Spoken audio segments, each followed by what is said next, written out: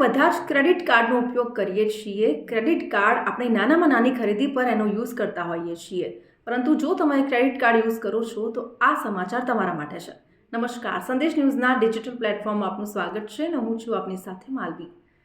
Credit card users માટે આ એક મોટું એલર્ટ છે, કારણ કે સુપ્રીમ કોર્ટ દ્વારા પણ એક નિર્ણય સંભળાવવામાં આવ્યો છે, જેમાં NCDRC 2008નો જે આદેશ છે તેને રદ કરવામાં આવ્યો છે। એટલે કે પહેલાં બેંકો 30% જેટલું વ્યાજ વસૂલી શકતી હતી, પરંતુ હવે તેની મર્યાદામાં વધારો કરવામાં આવ્યો છે।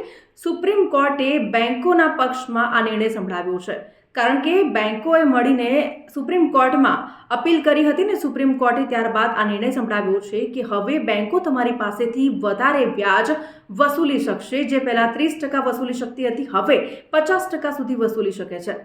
એવું ન થાય એના માટે તમારે શું કરવાનું છે તો કે તમે કોઈ પણ ખરીદી ક્રેડિટ કાર્ડથી કરો છો તો એનું ટાઈમ ટુ ટાઈમ પેમેન્ટ કરવાનું છે, જેથી કરીને એનો ભાર તમારા ખિસ્સા પર ન પડે અને તમારી પાસેથી ઊંચા વ્યાજે પેનલ્ટી ન વસૂલવામાં આવે। એકવાર જો તારીખ નીકળી જશે તો એની ઉપર ઊંચા વ્યાજે પેનલ્ટી લગાવવામાં આવશે, અને એટલા જ માટે હવે એક માઇન્ડસેટ તમે સેટ કરી લો કે ટાઈમ ટુ ટાઈમ તમારે ક્રેડિટ કાર્ડનું જે બિલ છે એનું પેમેન્ટ કરવાનું છે, જેથી કરીને એની અસર તમારા ખિસ્સા પર ન પડે અને તમારે વધુ વ્યાજ ન ચૂકવવું પડે। તો આવા જ અપડેટેડ વિડીયોઝ જોવા માટે સંદેશ ન્યૂઝના ડિજિટલ પ્લેટફોર્મ સાથે જોડાયેલા રહો।